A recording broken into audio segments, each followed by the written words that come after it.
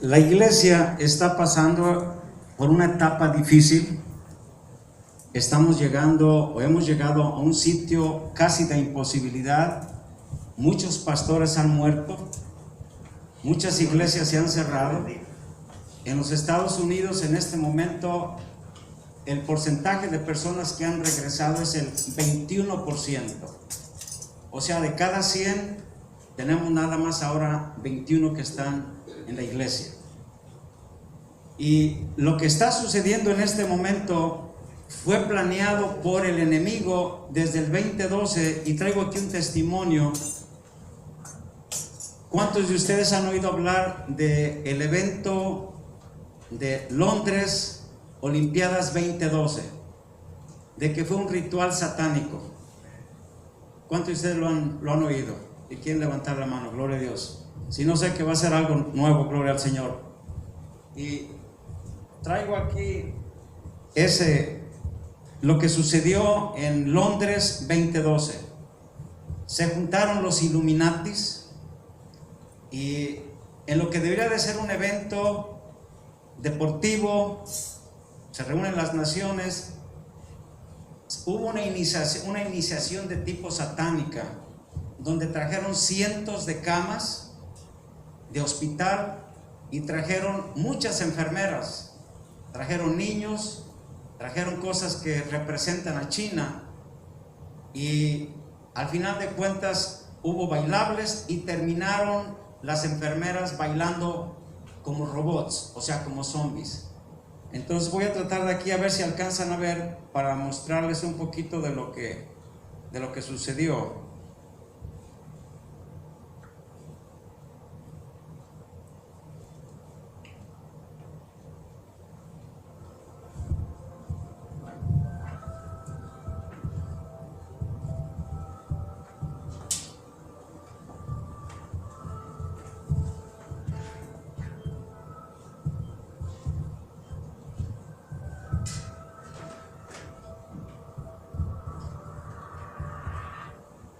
Si alcanzan a ver ahí, van a ver las camas, van a ver las enfermeras que empiezan a bailar.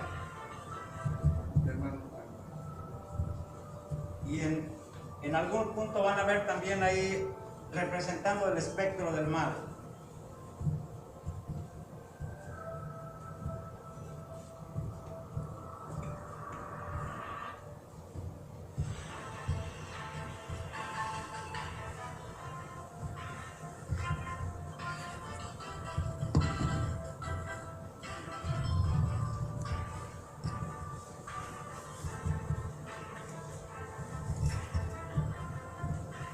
Estas fueron las Olimpiadas en Londres en el 2012. Y aquí está en el estadio, está representando el coronavirus. O sea, aquí está la forma. Lo decoraron con luces.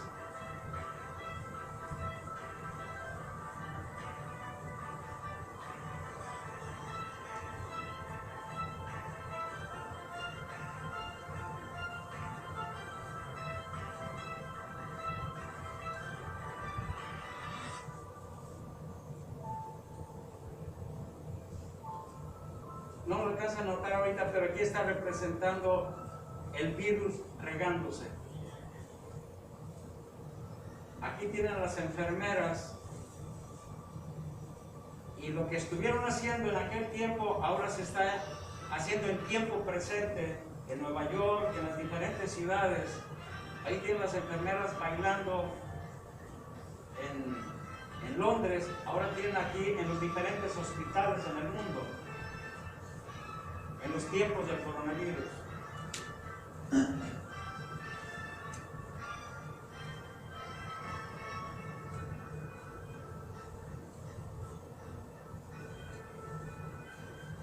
Ahí vamos a ver las camas y vamos a ver los niños, porque esta pandemia, la presente le llaman la Delta, que ahora va sobre la juventud. Aquí tenemos la corona de la reina de Inglaterra, tenemos lo que es la torre 5G, que viene la situación en los teléfonos, para las inyecciones que están poniendo las vacunas que tienen óxido de grafeno. Aquí tienen el coronavirus representado en el estadio.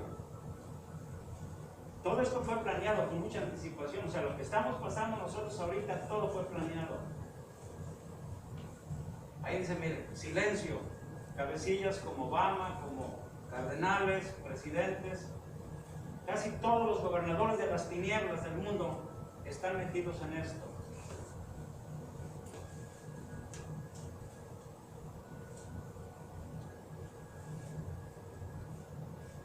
O sea, como eso lo hicieron desde el 2012, querían que todo estuviera en silencio, que el mundo no se diera cuenta, excepto ellos. Pero este fue un ritual satánico para que se produjera. Esto representa los espectros de las tinieblas, la enfermedad que ahora viene sobre los niños. Entonces, aquí tenemos la torre 5G que van a estar instalando para comunicaciones. Este es en el billete de Inglaterra y representa el coronavirus, ahí está en el sello. Aquí es importante ver la situación de los niños porque viene sobre los niños. La siguiente pandemia, la siguiente derivada viene sobre los niños.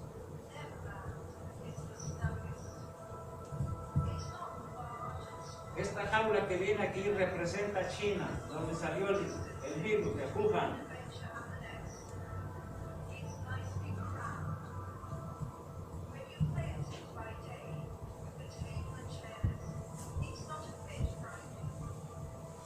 Van a ver en esta parte cómo las enfermeras están bailando y después llega un momento en que empiezan a bailar como zombies, o sea, con movimientos. ¿Qué es lo que sigue?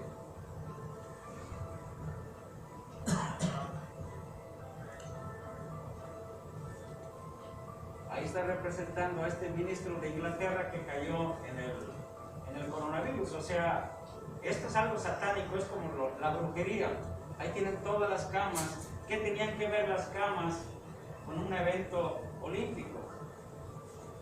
Ahí está representado el diablo, miren. Ahí están las jeringas.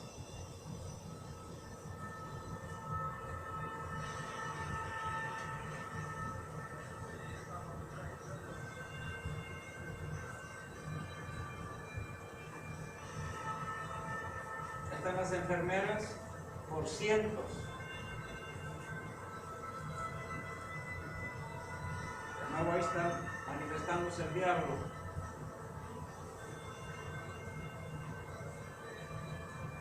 O sea, en la forma de la enfermedad.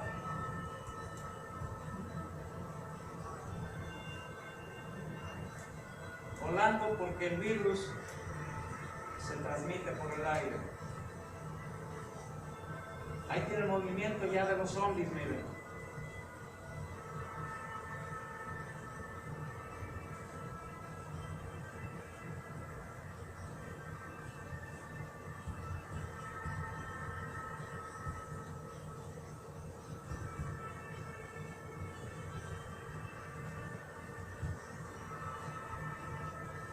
O sea que en el estadio de Inglaterra, reuniendo a todas las naciones, se hizo un acto satánico, un acto de hechicería.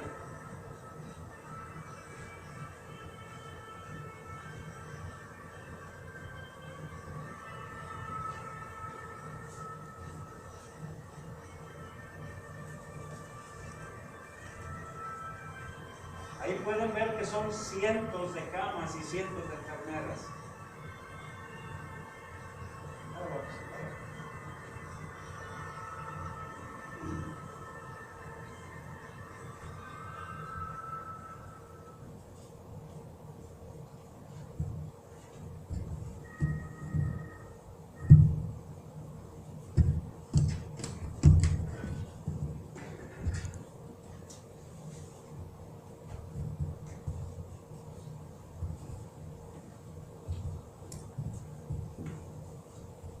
Hay ahorita muchas manifestaciones que se están dando,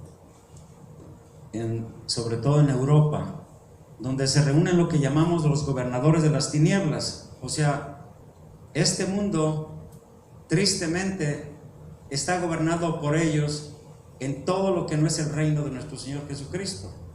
Nosotros somos el reino de nuestro Señor Jesucristo, pero el reino de las tinieblas sigue establecido. Y la iglesia es la que debería de detener todo esto.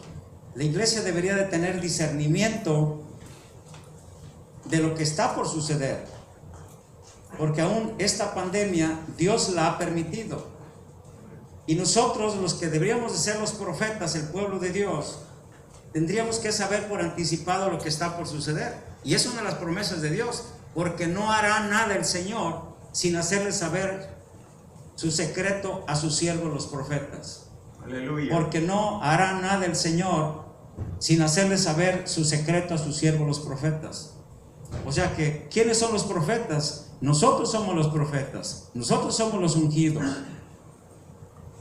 El Espíritu Santo ha sido manifestado en medio de nosotros, y tenemos que darle la libertad y tenemos que tener suficiente fe como para que el Espíritu Santo repose sobre cada uno de nosotros, como reposó en Moisés, como reposó en Josué, como reposó en Isaías, como reposó en Juan el Bautista. Porque el enemigo está trabajando con todo su poder, y la iglesia estamos a media agua o un cuarto de agua, y ahorita el 21% es el que se está acercando en las iglesias, y ese 21% aún está aturdido, asustado, no sabe qué hacer ni lo que viene.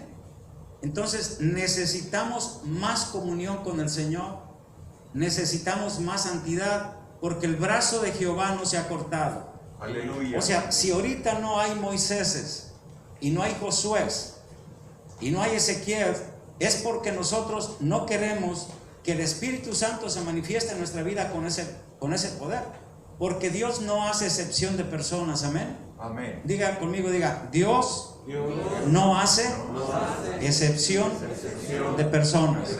Gloria a Dios. El enemigo tiene planeada lo siguiente, yo le llamo pandemia, porque esto fue planeado. Ahí en el 2012 pudimos ver que ellos hicieron un acto satánico, pero antes de eso ya lo habían planeado. Y ahorita, por ejemplo, en Europa se reúnen todos los magistrados, los presidentes de las naciones, y se están en cada acto que le llaman de gobierno. Por ejemplo, si van a inaugurar una plaza, van a inaugurar un túnel, lo inauguran ahora mediante actos satánicos, y ellos le llaman que son culturales.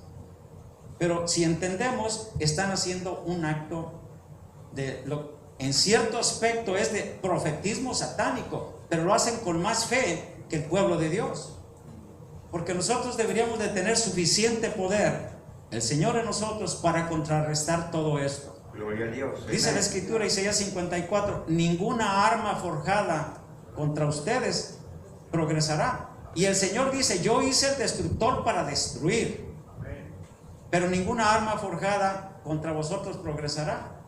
Y condenarán toda lengua que se levante contra ustedes en juicio, porque esa es la herencia de los siervos de Jehová, y mi salvación viene de mí, dice el Señor. Entonces nosotros tenemos que estar deteniendo las cosas que vienen, y el Señor nos está dando entendimiento. Se inició esta pandemia que le llaman la alfa, que se inició en China. Estos murciélagos que tenían los virus que están patentados, o sea, el coronavirus tiene patente, está registrada y tiene propietario. O sea, no es un acto natural, sino que fue programado. Reunieron virus de lo que es el SIDA con los del coronavirus para hacerlo más transmisible y para que afectara. Pero ¿cuál es el propósito? El propósito es destruir la nación. Tengo aquí otro video que quería pasarles, pero después a ver si podemos conseguir alguna pantalla. Existen unos monolitos, unas piedras que aparecieron en Georgia, aquí en Estados Unidos, y le llaman las piedras guías. ¿Cuántos de ustedes han oído hablar de esas piedras guías? Los monolitos que están en Georgia. Instalaron unas piedras grandes como si fuera de los 10 mandamientos, pero como más o menos de esta altura, donde están 10 iniciativas, o sea, están 10 programas. Entre ellos está reducir la población del mundo a 500 millones de personas. En este momento hay 7.400 millones. 7.400 millones. Y el programa está a reducir la población a 500 millones. Estados Unidos tiene más o menos 300 y tantos millones. O sea, quieren que toda la población mundial termine más o menos como 2 veces Estados Unidos y hasta ahí en todo el mundo. Los gobernadores de las tinieblas, representados por los máximos capitales en el mundo y gentes que están dedicadas a hacer el dinero, que no les interesa la humanidad, ellos se han propuesto porque se sienten que ellos son los dueños de la humanidad. Y los que están dirigiendo esto son judíos de tipo Askenazi. ¿Han oído hablar de los judíos tipo Askenazi? Porque hay muchos tipos de judíos. Por ejemplo, los judíos que nosotros conocemos más son los judíos sefarditas que salieron de España. Hay judíos que son buenos, pero hay judíos que están siguiendo todavía las tradiciones de la Cabala. O sea, acuérdense que hubo tiempos en los cuales los judíos le ofrecían a sus hijos a Moloch, los quemaban. O sea, pasaban sus hijos por el fuego porque querían poder y porque querían dinero. Y esas costumbres judías, ese tipo de judaísmo que le llaman de la Cabala, que es satánico, permanece hasta el día de hoy. Y ese tipo de judaísmo pertenece, por ejemplo, Bill Gates. Ustedes han oído hablar acerca de que Bill Gates está muy metido en la situación de las vacunas. De hecho, Bill Gates desde el año 2010 compró de las compañías que están vendiendo las vacunas. Desde el 2010 invirtió. ¿Por qué lo hacen? Bueno, lo hacen, hay un tipo de llanteros que cuando no tienen negocio agarran un bote de tachuelas y en la noche van y lo riegan 3 cuadras a la redonda. ¿Para qué lo hacen? Porque quieren tener dinero.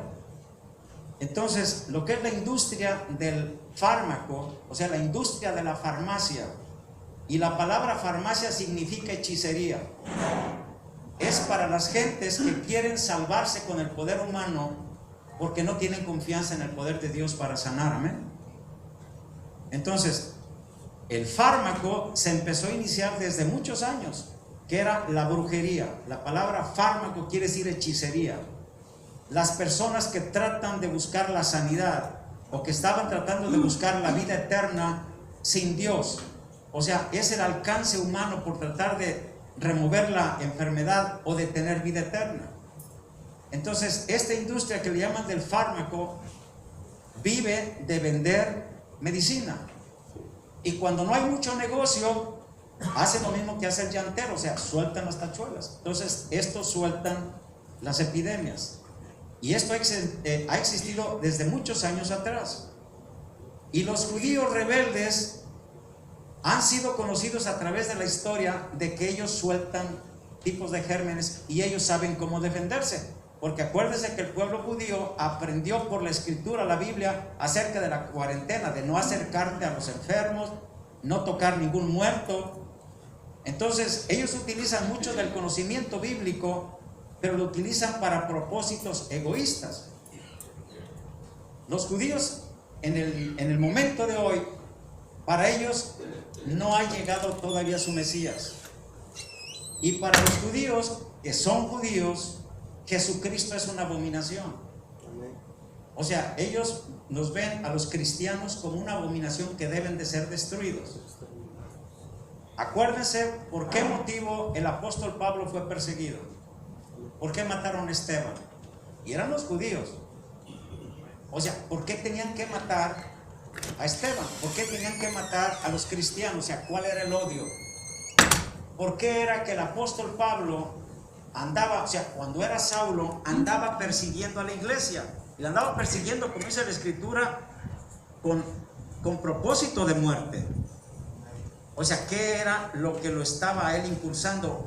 Y pensando que matando a los cristianos le rendía tributo a Dios. De hecho, cuando mataron a Esteban, le pusieron en los pies la ropa a Pablo o a Saulo. Entonces, ese tipo de odio no se ha acabado. Y por eso siempre ha existido esta guerra entre los cristianos y los judíos. Y los judíos han aprendido para sobrevivir a que no quieren que la gente sepa que son judíos y se disfrazan como cristianos, se disfrazan de diferentes religiones, porque no quieren que lo conozcan por las prácticas que ellos hacen, prácticas que hacen lo que se llama la Cabala y lo que se llama el Talmud, porque nosotros conocemos una parte de judíos y a veces a los judíos los vemos como con cierta adoración y siempre hablamos que es el pueblo escogido, pero tenemos que acordarnos que el pueblo escogido ahora somos nosotros también, amén, porque nosotros fuimos injertados en las promesas del pueblo judío y el pueblo judío fue separado por su rebelión, porque se rebelaron contra Dios, al punto de que no supieron reconocer cuando el Mesías se presentó. Tenían el conocimiento de la palabra, conocían la palabra, se la sabían de memoria, pero no tenían el Espíritu. Conocían de Dios, pero ellos no eran conocidos por Dios de una manera personal. Entonces, nuestro Señor Jesucristo es triste que al pueblo escogido, nuestro Señor Jesucristo los llamó diablos, hijos del diablo, porque les dijo: ustedes son hijos de Satanás y por eso me quieren matar. Entonces, ese intento de matar a los cristianos no ha terminado, y ese intento es el que inventó la pandemia para acabar con los cristianos, para acabar con el pueblo de Dios. Y acuérdense que el enemigo siempre tira a matar. Y cada vez que nosotros los cristianos descuidamos nuestra vida y le abrimos una puerta al diablo, el diablo no se detiene. El diablo es un hitman, o sea, ese es un tirador. En cuanto que nosotros, por motivo del pecado, le abrimos la puerta al diablo, el diablo entra y destruye. Entonces, eso está viniendo porque a nosotros los cristianos nos ha hecho falta la santidad, porque hemos estado justificando más bien el pecado que la santidad. Y decimos: al cabo el justo cae 7 veces y vuelve a levantarse. Y nos hemos convertido en una iglesia que abusa de la gracia del Señor. O sea, decimos: al cabo el Señor nos va a perdonar. Y el Señor nos perdona cuando le pedimos de todo corazón. Pero eso no quiere decir que el diablo no te hizo daño, porque cada vez que nosotros cometemos pecado, le estamos abriendo la puerta al diablo, y el diablo va a entrar y va a destruir todo lo que se pueda llevar. Se puede llevar a tu hijo, a tu esposa, a tu negocio, a tu salud. Y ahora se ha llevado a la salud de la iglesia. Hay muchos pastores que se han muerto, hay muchos miembros de la iglesia que se han muerto. ¿Y qué pasó con las promesas de Jesús? ¿Qué pasó con las promesas de sanidad que dijo el Señor? O sea, yo soy Jehová tu sanador, y ninguna de las enfermedades que cayó sobre los egipcios vendrá sobre ti, porque yo soy Jehová tu sanador. Isaías 53. Nuestro Señor Jesucristo llevó en la cruz del Calvario no nada más nuestros pecados, también llevó nuestras enfermedades, y por su llaga ya fuimos nosotros curados. Entonces, ¿por qué se ha muerto el pueblo cristiano? O sea, tenemos que reconocer: Dios no ha fallado, amén. Dios no ha fallado, nosotros hemos fallado como iglesia. O sea, nos volvimos una iglesia de confort. Dejamos de ser la iglesia militante, dejamos de predicar el evangelio, y nada más quisimos ser una iglesia de confort. Queremos todos los beneficios de Dios, queremos todas las bendiciones de Dios, pero no queremos la responsabilidad. O sea, queremos todas las bendiciones de Dios, pero no queremos la responsabilidad. Y dijo nuestro Señor Jesucristo que nosotros, la iglesia, somos la sal de la tierra. ¿Para qué sirve la sal de la tierra? O sea, sirve para salar. O sea, si una carne no la salas y la dejas, se pudre, se engusana. Entonces la sal es la que lo preserva. Y nosotros, la iglesia, somos lo que preserva este mundo que va caminando a la destrucción. Si la iglesia no sala y hace su función, la iglesia es destruida juntamente con el mundo. Si la sal pierde su sabor, para nada sirve excepto para ser hollada por los hombres. Y es lo que está pasando. Entonces, nosotros tenemos que cambiar por completo nuestro pensamiento, olvidar y decir: la iglesia antes del COVID fue una, y la iglesia después del COVID va a ser otra, una iglesia militante, Vamos a regresar a los caminos antiguos. Vamos a empezar a predicar el evangelio a tiempo y fuera de tiempo. Y no le vamos a tener miedo al diablo. No le vamos a temer a ningún coronavirus, a ningún tipo de virus. Porque mayor es el que está en nosotros que el que está en el mundo. Gloria al Señor. O sea, miren, yo ahorita tengo esto lo uso por respeto a ustedes. Yo no lo uso. ¿Sí se entiende? O sea, yo no lo uso. A mí me dio el coronavirus, me dio en noviembre del año pasado. Y lo único, nomás me fue como una gripa fuerte. Y ya quedé inmunizado. Porque cuando te da el coronavirus, las defensas que Dios puso en tu cuerpo te dan inmunidad. Amén. Sí. O sea, mayor es el que está en nosotros que el que está en el mundo. Mayor es el que está en nosotros que el virus, que cualquier tipo de enfermedad. Pero tienes que creer. Tienes que creer. Porque sin fe es imposible agradar a Dios. Lo que tú confieses con tu boca creyendo va a ser hecho. Si dices, ya me va a dar el coronavirus, te va a dar.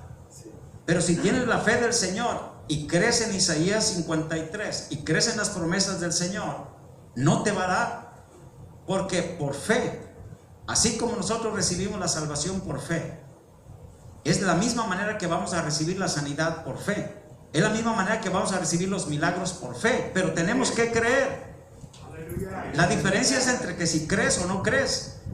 Hay hermanos que han estado bajo la misma circunstancia. Uno creyó que el coronavirus le iba a hacer los mandados y el otro creyó que se iba a morir. Y así sucedió. Uno se murió y el otro salió adelante. Y bendito sea el Señor, porque aquí ahorita hay una iglesia que es una iglesia victoriosa. Amén. Porque están vivos, gloria a Dios. O sea, han tenido la victoria. Entonces la diferencia es la fe. Pero tiene que haber cambios en nosotros. Hubo un tiempo que fui de misionero para Guadalajara, en Jalisco.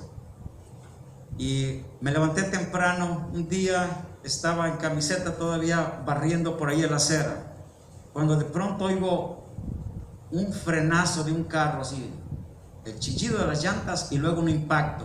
Y dije, ya atropellaron a alguien. Solté la escoba y ahí voy corriendo. Y cuando llego allá a la esquina, veo un carro de esos Dodge viejos, pesados, que está atravesado. Y luego era una mujer chofer que se está bajando. Y me acerco, la mujer estaba en estado de shock. Y me acerco, está una niña abajo de la llanta del carro. Del impacto se ponchó la llanta, la niña está abajo del ring. Entonces empiezan a venir los curiosos y les digo, levanten el carro del lado de la llanta y yo lo voy a poner en reversa. Estaba todavía sobre la niña. Entonces ya le di reversa y movimos el carro. Entonces me acerco a la niña y veo sus ojitos que están saltando así, ya moviéndose el rictus de la muerte. Y está abriendo su boquita, y cada vez que abre su boquita son bocanadas de sangre, está saliendo. Y empiezo a verla, pues está saliendo de sangre por todos lados. Yo agarré la camiseta y la despedacé para ponerle torniquetes, pero ¿dónde le pongo el torniquete? Donde quiera está saliendo.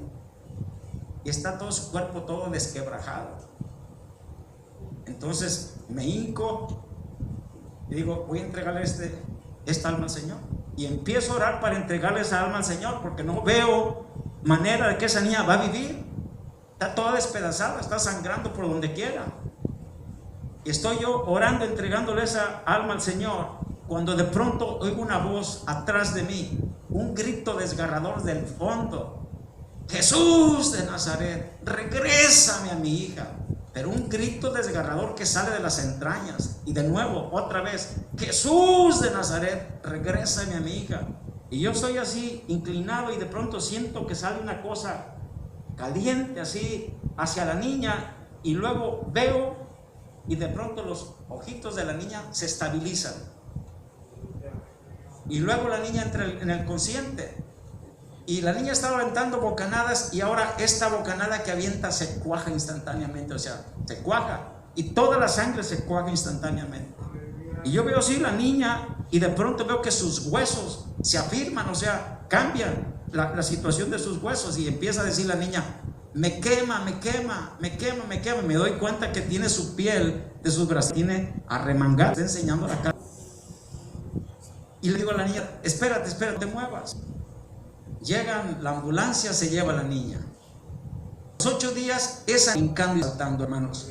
Yo vi el milagro de esa niña de regresar a la vida. Gloria a Dios. Esa niña estaba toda quebrada, pero su abuela, porque no era su madre, era su abuela, se la había dejado encargada a su mamá, pero la abuela le decía hija a la niña. ¿Qué cuentas le iba a dar la abuela? Que se había descuidado y había dejado que la niña se atravesara. Entonces esta abuela le clamó a ese Jesús, ese Jesús que tenía el poder de regresarle la vida, y que ella no vio cómo estaba la niña de desquebrajada, pero ella le clamó, ella no le importó, ella la vio muerta, no vio que estaba toda desquebrajada, pero le clamó a uno que tenía el poder de regresarle la vida y creyó, y el Señor le concedió. Yo no tuve fe suficiente para decir esta niña resucita, porque era lo que yo estaba viendo, era una imposibilidad, pero la abuela no vio la imposibilidad. La abuela vio la posibilidad, porque al que cree todo le es posible.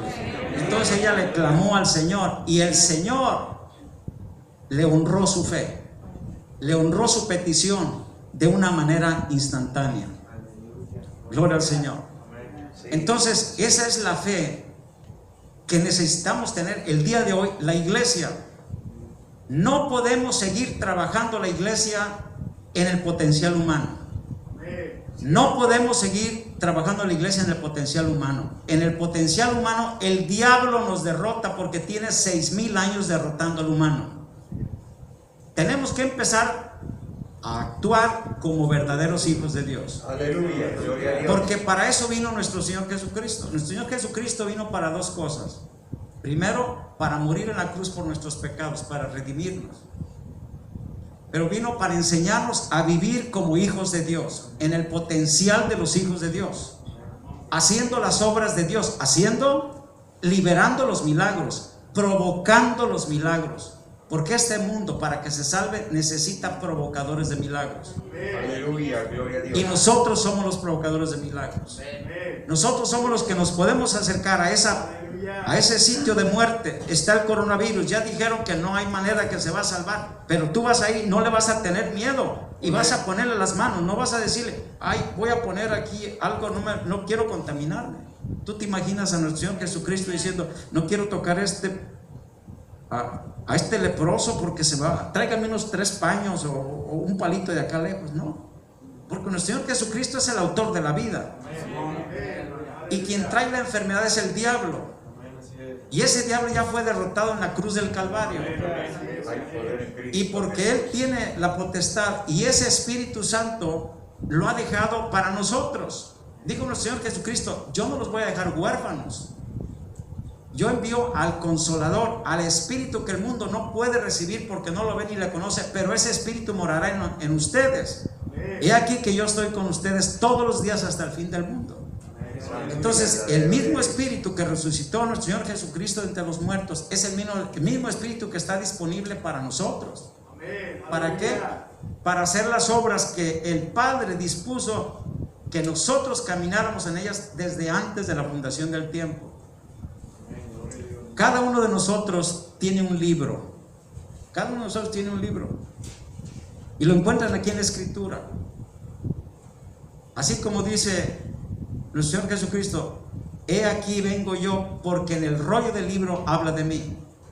Y cada uno de nosotros tiene un propósito bien claro de parte del Señor. Aleluya, gloria a Dios. Y para muchos, para los que fueron obedientes a sus padres, en su nombre, ahí está la profecía de su propósito. Cuando los padres fueron obedientes, porque a veces son desobedientes, le andan poniendo el nombre de la novela. A veces les gusta un nombre que suena extraño, sin darse cuenta que la palabra significa maldición. Y cada vez que le están diciendo maldición.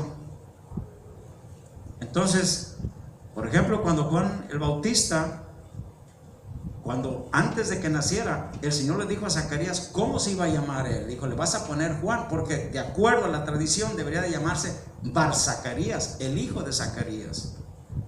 Pero el Señor le dijo, le vas a poner Juan, porque ya tenía Dios su propósito favorecido. Sí. Cada uno de nosotros tiene un propósito.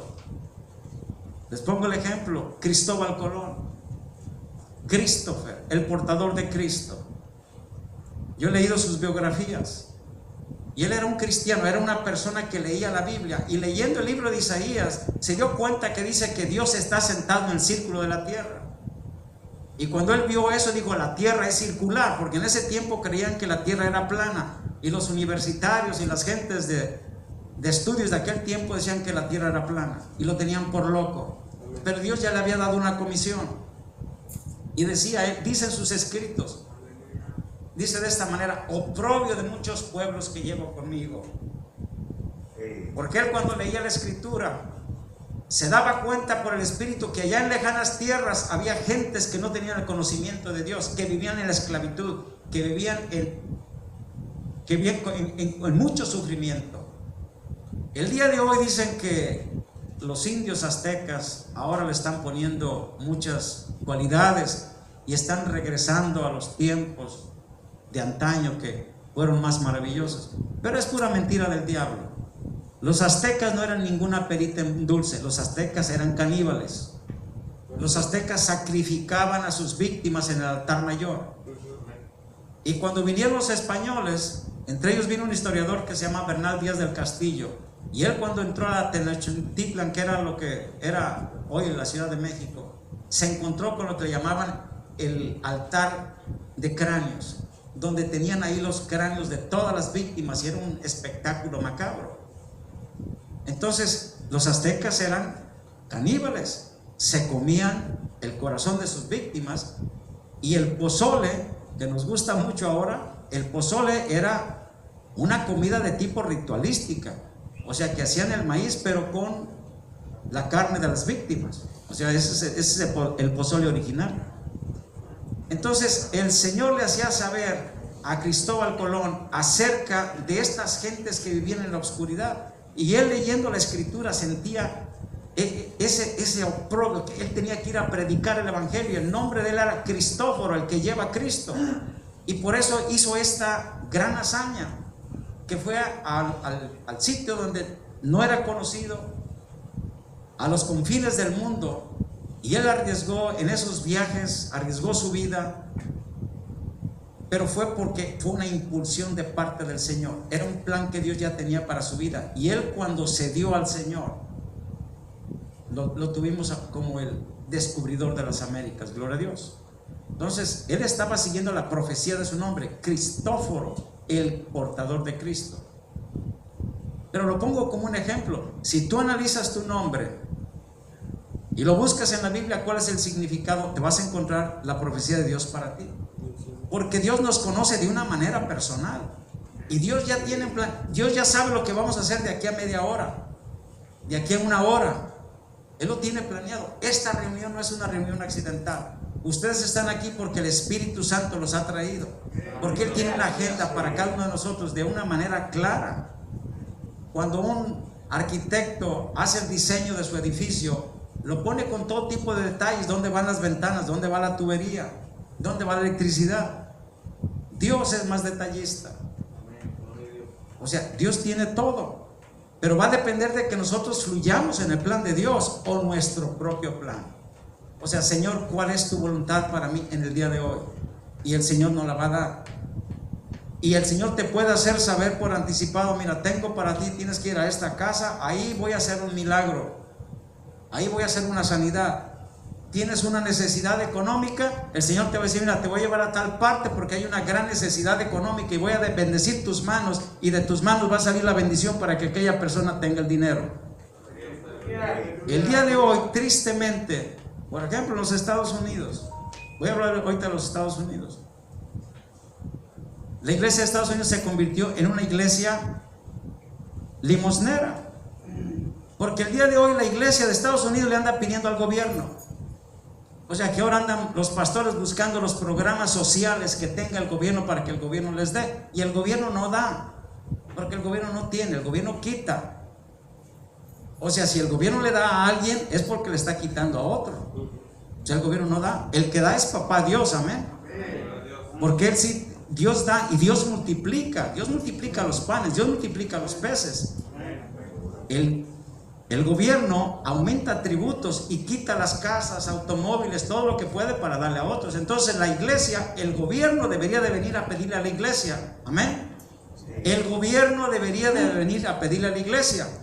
Pero la iglesia ha estado creciendo en una mentalidad de pobreza. Nos quedamos en los tiempos de la iglesia católica, donde la iglesia católica les dice a sus fieles que tienen que ser pobres para que se salven y para que sean bienaventurados. Bienaventurados los pobres, porque de ellos es el reino de los cielos. Pero le falta algo: bienaventurados los pobres en espíritu, porque de ellos es el reino de los cielos. Porque hay personas que son pobres y bien orgullosos, y hay personas que son ricas, que tienen muchos recursos, pero son bien humildes. Entonces Dios quiere que la iglesia esté bendecida. Dios quiere una iglesia rica, quiere una iglesia próspera, quiere una iglesia bendecida. Porque nuestro Señor Jesucristo dice en la Escritura, Evangelio de San Juan capítulo 10 verso 10: Satanás vino a matar, a robar y a destruir. Vino a enfermar, es el que trajo la pandemia esta. Pero nuestro Señor Jesucristo vino para que nosotros tuviéramos vida, y vida en abundancia. ¿Qué quiere decir la vida en abundancia? ¿Qué quiere decir vida en abundancia? Si estamos bendecidos, el cristiano tiene que tener suficiente para darle a los demás. Pero si nosotros nos quedamos con un pensamiento de andar buscando a los demás para que me den, y a veces nosotros como pastores nos enojamos con nuestras ovejas porque no nos dan el diezmo, y estamos enojados, ya no voy a orar por él porque no me dan los diezmos, nomás me busca cuando tiene necesidades, y cuando le viene la bendición se esconde, y estamos enojados con las ovejitas, y a veces las empezamos a golpear. No. ¿Quién nos envió a predicar? ¿Las ovejitas o Dios? Entonces, ¿a quién tenemos que pedirle? A Dios. Entonces, es el problema de que a veces el pastor quiere apretar a las ovejas y luego les avienta sus buenas pedradas, gloria al Señor, cuando lo que tiene que hacer es pedirle a papá Dios, que es el que nos envió a predicar. Gloria a Dios. Dios es el que nos envió a predicar, y Dios tiene todos los recursos. Y nos va a decir, cuando no tiene los recursos, nos va a decir lo mismo que le dijo a Moisés: ¿qué tienes en la mano? Porque nosotros somos los provocadores de milagros. Nuestro Señor Jesucristo vino a morir en la cruz y vino a enseñarnos, hermanos, a caminar en el poder del Espíritu. Aleluya. Y esto es importante. Si de algo se van a acordar, este debe ser el sumario. Y siempre que vengan a la casa de Dios, traigan un cuaderno. Traigan un cuaderno para que anoten lo que el Señor les dijo. Porque a veces estamos: Señor, háblame, Señor, háblame, Señor, háblame, estoy en problemas, Señor, háblame, quiero una revelación, Señor, háblame. Y el Señor nos habla, pero nos entra por aquí y nos sale por acá. Y de momento entendemos, tenemos la revelación: ay, ya lo entendí, Señor, ya lo comprendí. Y a la siguiente semana ya no nos acordamos. Y el Señor nos da instrucciones: tienes que hacer esto, porque siempre que nosotros queremos un milagro, Dios nos da una instrucción. Siempre que queremos un milagro, Dios nos da una instrucción, y tienes que escribirlo. Y tienes que escribir lo que le prometes a Dios, porque muchas veces le prometemos a Dios para que nos dé un milagro, porque lo negociamos, ¿sí o no? ¿Negociamos los milagros con Dios? Yo siempre lo he hecho. Y le digo: Señor, mira, si haces esto, yo hago esto. Y el Señor lo hace.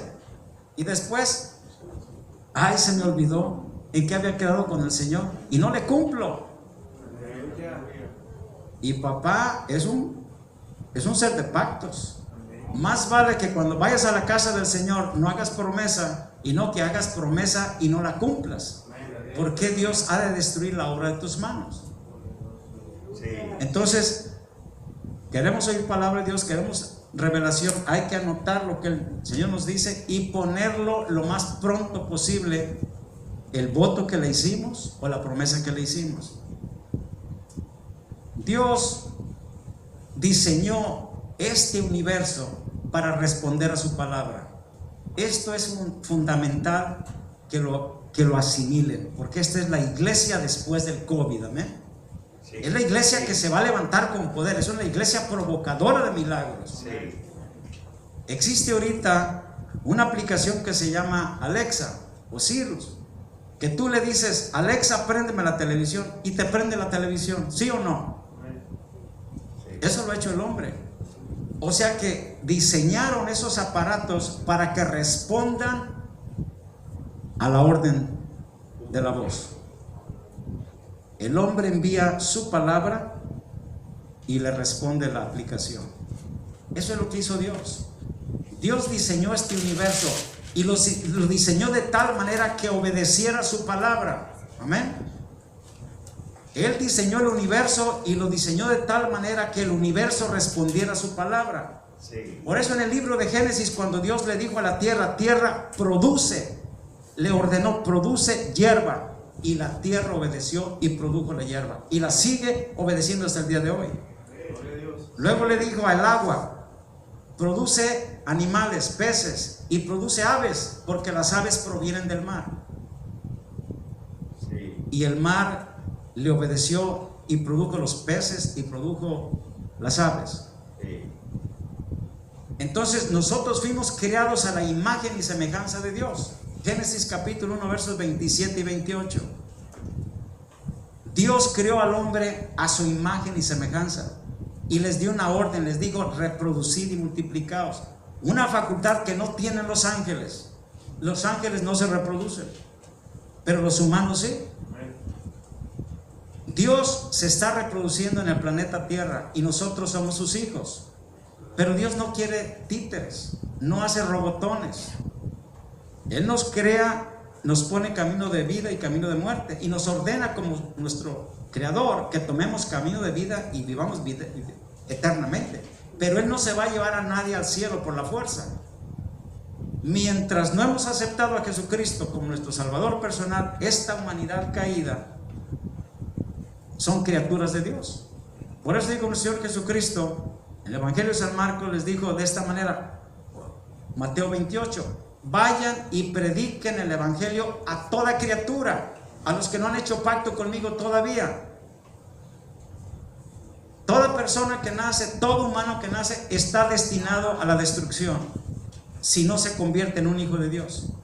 Vayan y prediquen el Evangelio a toda criatura. El que creyere y fuere bautizado será salvo, pero el que no cree ya está condenado. O sea, desde que nace un humano está destinado a la destrucción, a no ser que haya un siervo de Dios, una sierva de Dios que vaya y siembre la semilla de vida y lo traiga de la muerte y la destrucción a la vida. Eso somos nosotros, la iglesia. Y Dios le dio esa orden a la iglesia, no se lo dio a los ángeles. Él podría hacer que los ángeles anduvieran aquí predicando, pero Él decidió que fuéramos nosotros. Porque cuando estamos enviando la palabra de Dios, las almas están naciendo. Está habiendo una reproducción. Nos estamos reproduciendo espiritualmente en aquellos que van destinados a la condenación. Por eso es importante que la iglesia haga su labor. Tenemos que predicar el Evangelio cuando a tiempo y fuera de tiempo. Y porque no hemos predicado el Evangelio lo suficiente, el diablo ha crecido más. Porque la humanidad es como un campo fértil. ¿Qué va a producir ese campo? Si tú le pones frijol, produce frijol. Si le pones maíz, produce maíz. Pero si le siembras puro calillos, de esos stickers, de esos que pican, pues de eso se va a llenar. Entonces, si la iglesia no hace su trabajo, eso es lo que está pasando. Lo que está pasando ahorita es que la iglesia no hemos hecho nuestro trabajo. Hermano, ¿cómo estoy de tiempo? 5 minutos. Y también hemos hecho nuestro trabajo que ni siquiera estamos conscientes que a nuestros propios hijos, a nuestros nietos, se los estamos entregando al diablo mediante la educación secular. Y tenemos mucha excusa para entregarlos a la educación secular. Tenemos mucha excusa. Deuteronomio capítulo 6 dice: estas palabras que yo te intimo hoy, se las vas a enseñar a tus hijos y a los hijos de tus hijos. Se las vas a enseñar cuando se levanten, cuando se acuesten, cuando caminen. Se las vas a poner en las puertas, se las vas a poner en medio de sus frentes, se las vas a amarrar en las manos. O sea, saturación completa de la palabra de Dios. Y ahorita, ¿de qué está saturada la juventud? Está saturada de la televisión, está saturada de la internet, de pura basura, de puro mugrero. Y en lo que estamos viendo es en lo que nos vamos a convertir. Es lo que está sucediendo. En lo que estamos viendo es lo que nos vamos a convertir. Entonces tenemos que reaccionar. O sea, tenemos que tomar, si no quieres enseñar a los hijos del mundo, gloria al Señor, pero por lo menos salva a tus hijos. Salva a tus hijos. ¿Qué tan crítico es? Vamos a ir al libro de Génesis, al capítulo 1. Perdón, al capítulo 5 del libro de Génesis, para que vean la situación en la que está la iglesia y por qué tenemos que cambiar. Génesis capítulo 5, gloria a Dios.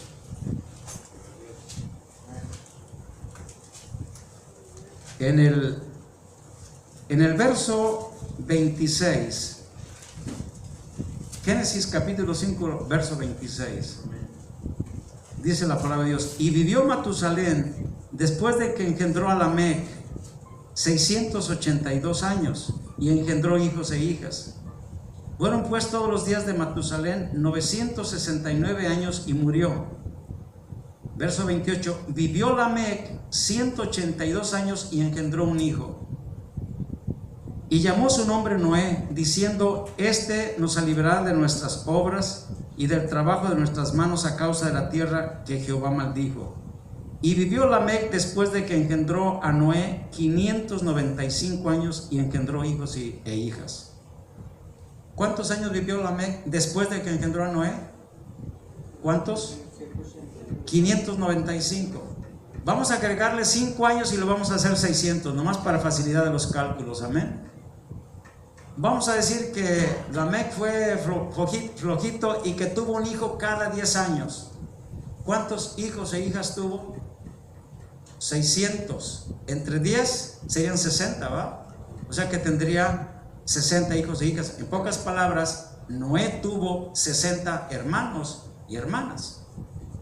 Pero si tuvo cada 5 años, entonces fueron 120. Redondeémoslos a 100 de promedio, que fueron 100 o que fueron 60. ¿Cuántos se salvaron en el arca? 8. ¿Cuántos hermanos y hermanas tuvo Noé? Y fíjense, para cuando Noé tenía 500 años, podrían todavía estar teniendo hermanitos. ¿Sí se entiende?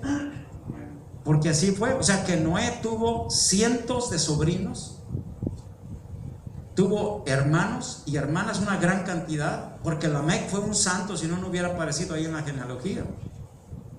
Pero de toda la familia de Noé, todos sus hermanos y sus hermanas se perdieron.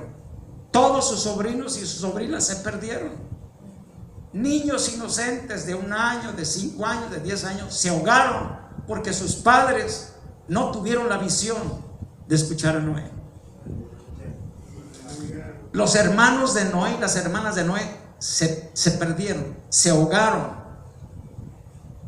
Y yo le llamo esto las severidades de Dios. O sea, no podemos jugar con Dios y tenemos que actuar. Gloria al Señor que por lo menos los hijos de Noé se salvaron, pero sus hermanos no se salvaron. Y es la misma situación del día de hoy. La iglesia tiene que trabajar. Tenemos que soltar todo el potencial, porque el diablo está soltando todo el potencial y la iglesia no se puede quedar atrás. Tenemos que desarrollar el máximo potencial para el cual fuimos creados. Y hermanos, fuimos creados a la imagen y semejanza de Dios. Gracias, Señor Jesús. El mismo poder que estuvo en nuestro Señor Jesucristo está disponible en nosotros. Nuestro Señor Jesucristo caminaba y le hablaba a la materia y la materia le obedecía. Nuestro Señor Jesucristo caminaba y le hablaba a la materia y la materia le obedecía. Y aquellos pececillos y aquellos panecillos les ordenó que se multiplicaran, y como la materia obedece a la voz del Hijo de Dios, que es enviada con fe, se multiplicaron los peces. Le dijo al agua que se transformara en vino, y como la materia obedece a la voz del Hijo de Dios dada con fe, el agua se convirtió en vino. Y yo muchas veces he orado por los alimentos, y que tú los ves y dices, ni de qué manera va a ajustar, pero oras por los alimentos y ves ahí que la cazuela de arroz nomás llega a la mitad y le siguen sacando y sacando, y las personas están asustadas. Oye, pero ¿qué es lo que está pasando? Está pasando Un milagro de multiplicación, pero para los hijos de Dios no debe ser un milagro, debe ser nuestro pan de cada día. Los hijos de Dios tenemos que vivir en los milagros y debe ser nuestro pan de cada día, no en el potencial humano. Hasta ahorita hemos caminado en el potencial humano. Y en el potencial humano el diablo nos tiene la medida, porque él tiene 6,000 años de práctica tumbando a la humanidad. Y la única manera que nosotros podemos prevalecer es con el poder de Dios. Y ese poder está disponible para cada uno de ustedes. Gloria al Señor. Hermano, quiere pasar, gloria a Dios. Gloria al Señor, aleluya. Que Dios los bendiga, hermanos.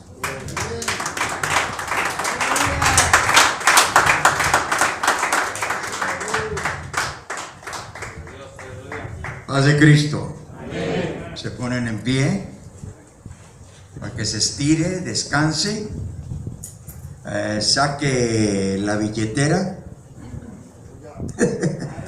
Gloria a Dios. Así dicen los hermanos que recogen ofrendas, ¿no? Pónganse de pie para que saquen su ofrenda. No vamos a recoger ofrenda. Le vamos a dar ofrenda. ¿Qué le parece? Gloria a Dios, aleluya. Paz de Cristo. Damos gracias a Dios. Gracias, hermano. El obispo Joel Minor. Gloria a Dios. Bienvenido.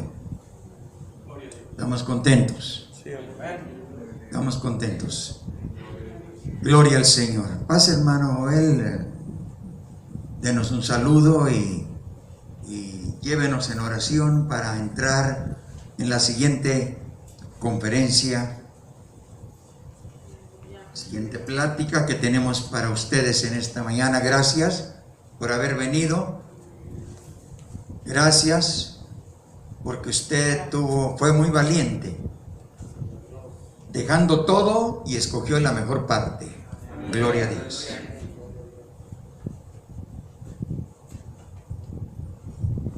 Paz de Cristo.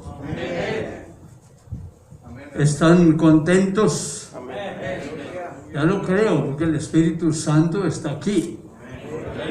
Y bueno, cuando el Espíritu Santo está presente, el corazón está contento, el corazón está feliz, porque hay palabra, porque hay humildad en nosotros para entender la palabra, para asimilarla y acercarnos más a Dios.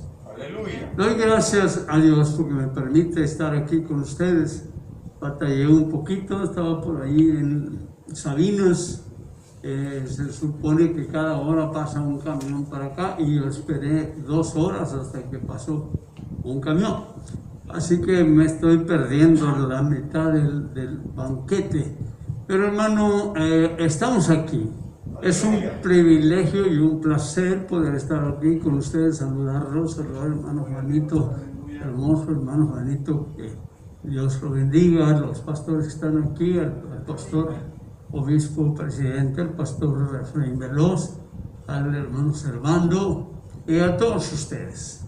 Esperamos que Dios siga en lo que resta de esta actividad, estando con nosotros, y que al final de cuentas, hermano, cualquier rato, dependiendo de la predisposición del corazón de cada uno de nosotros, el Señor nos dé una sorpresa. ¿Me entiendes? Porque estamos en tiempos difíciles, harto peligrosos y confusos. La gente corre para allá, se cumple lo que dijo el profeta, hermano, y irán errantes de mar a mar, discurrirán buscando palabra de Jehová y no hallarán. No quiere decir que no hallarán predicadores, no, es lo que abunda. No significa que no haya quien dé palabra, pero la palabra de Dios no es cualquier palabra. Uno tiembla ante la palabra de Dios. Las corvas se te doblan, las piernas se te aflojan ante la palabra y la presencia del Espíritu Santo. Y eso es lo que nosotros necesitamos. Estoy seguro que cualquier día vamos a empezar poco a poco, porque es la promesa. Dice la Escritura, porque la tierra será llena de la presencia del conocimiento de Jehová, como las aguas cubren el mar. Es un gusto estar aquí, hermanos, en el arroz, estar con ustedes, seguirme gozando en el nombre